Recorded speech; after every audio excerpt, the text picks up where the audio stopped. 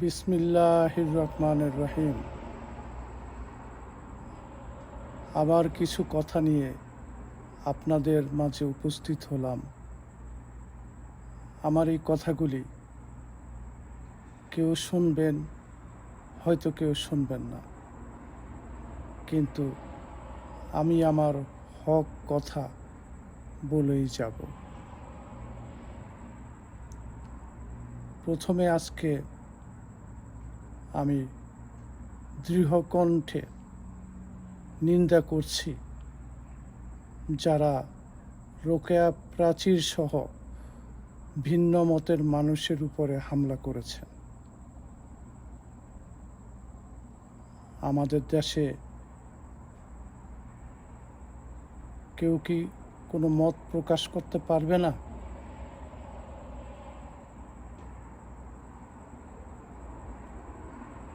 আপনারা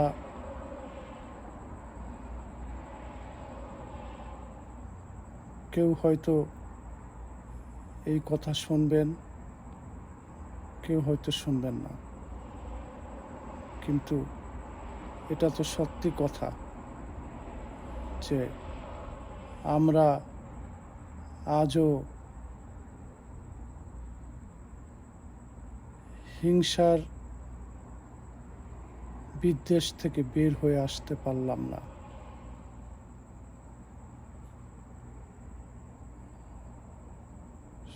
সত্যি কথা, হক কথা, মানুষের কথা যারা বলে তাদের উপর নিপীড়ন, নির্যাতন যুগে যুগে হয়ে আসছে, আজও হয়েছে।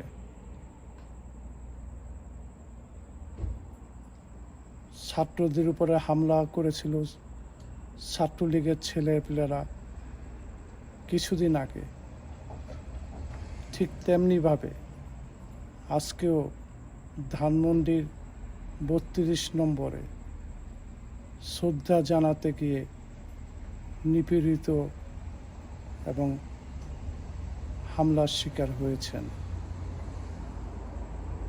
অনেক অনেক বঙ্গবন্ধু সৈনিকরা। অনেকে আওয়ামী লীগ করেন না, কিন্তু বঙ্গবন্ধুকে ভালোবাসেন।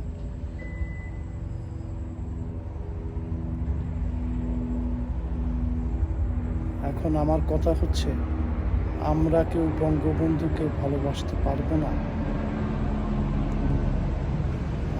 আমাদের অবস্থানটা কি? জাতির পিতাকে আমরা সম্মান করতে পারবো না? যে জাতি জাতির পিতাকেই সম্মান করে না, সেই জাতি কি করে টিকে থাকবে?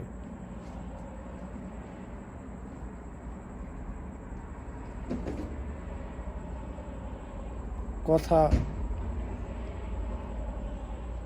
যদি বলি, হয়তো শুনে আওয়ামী লীগ যারা করেন তারা আমাদের এই সত্য কথাগুলিকে মিথ্যা বানাবেন, কারণ তাদের পক্ষে আমরা কথা বলছি না। আবার আরেকটি রাজনৈতিক দল আছে, তাদের পক্ষে যদি কথা না বলি তাহলে তারাও সেই একই কথা বলবে। তাহলে এই দেশে কি মানুষ কথা বলতে পারবে না?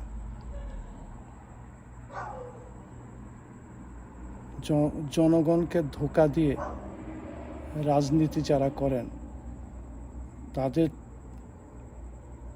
সুবিধাটাই বেশি হয়।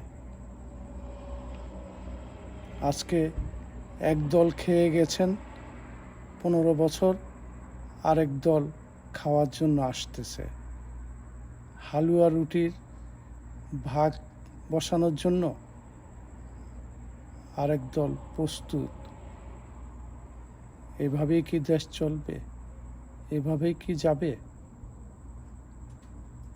অনেক প্রতিশ্রুতি দিয়ে তো অনেক দলই আসে, যেমন বাংলাদেশের বর্তমান প্রশাসন নির্দলীয় নিরপেক্ষ সরকার,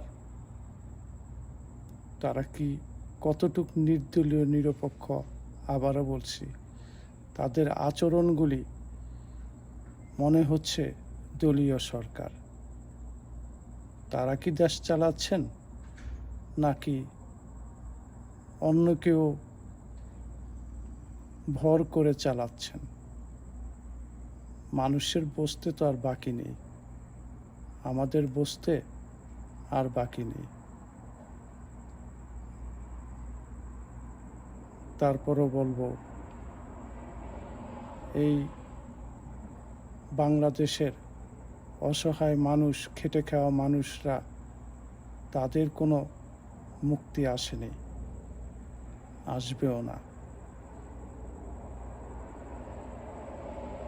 রক্ত ঝরবে, মা কাঁদবে, এভাবেই চলবে এ দেশ।